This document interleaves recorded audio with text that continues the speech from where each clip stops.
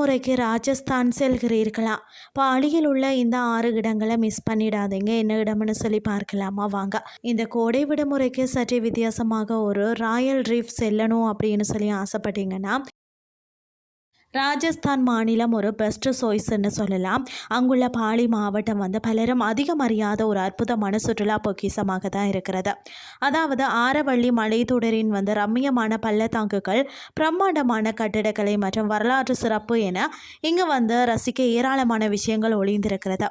உங்களின் பாலி பயணத்தை வாழ்நாள் முழுவதும் மறக்க முடியாததாக மாற்றணும்னு சொன்னால் அங்கே கட்டாயம் பார்க்க வேண்டிய அட்டகாசமான இடங்களை பற்றி நாம் இன்றைக்கு பார்க்கலாமா? வாங்க.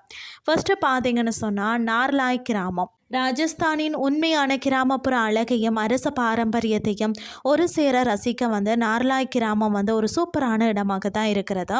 பாலியில் இருந்து சுமார் 70 கிலோமீட்டர் மற்றும் ஜோத்பூரில் இருந்து பார்த்தீங்கன்னா 140 கிலோமீட்டர் தொலைவில் அமைந்துள்ள இந்த அழகிய கிராமம் தான் உங்களை வேறொரு உலகத்திற்கே அழைத்து செல்லும்னு சொல்லலாம். இங்குள்ள 17ஆம் நூற்றாண்டை சேர்ந்த பிரம்மாண்டமான அரண்மனை தற்போது ராஃப்லா நார்லாய் என்ற பெயரில் ஒரு பாரம்பரிய தங்கும் விடுதியாக செயல்பட்டு வருகிறது.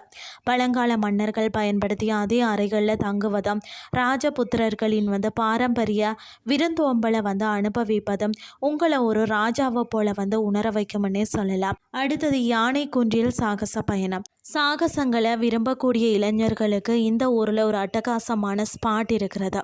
நார்லாய் கிராமத்திற்கு சற்று பின்புறமாக ஒரு பெரிய குன்று அமைந்துள்ளது. இதை தூரத்தில் இருந்து பார்த்தால் ஒரு பிரம்மாண்டமான யானை நிற்பது போலவே தோற்றம் அளிக்குமாம்.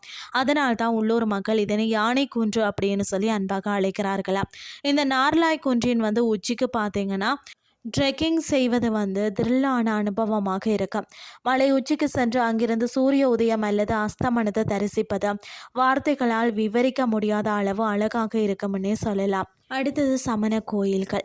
கட்டிடக்கலை ஆன்மீகத்தை தேடி செல்பவர்கள் நார்லாய் ஜனக் கோயில் ஒரு சிறந்த இடம்னு தான் சொல்லணும். ஆதிநாத பெருமானுக்காக முழுமையாக பளிங்கு கற்களால் கட்டப்பட்டுள்ள இந்த கோயிலின் நுணுக்கமான சிற்ப வேலைப்பாடுகள் பார்ப்போர ஆச்சரியத்தில் ஆழ்த்தும். இது தவிர உலக அளவில் புகழ்பெற்ற ரணக்பூர் ஜைன கோயிலை நீங்கள் எக்காரணம் கொண்டு மிஸ் செய்யக்கூடாது.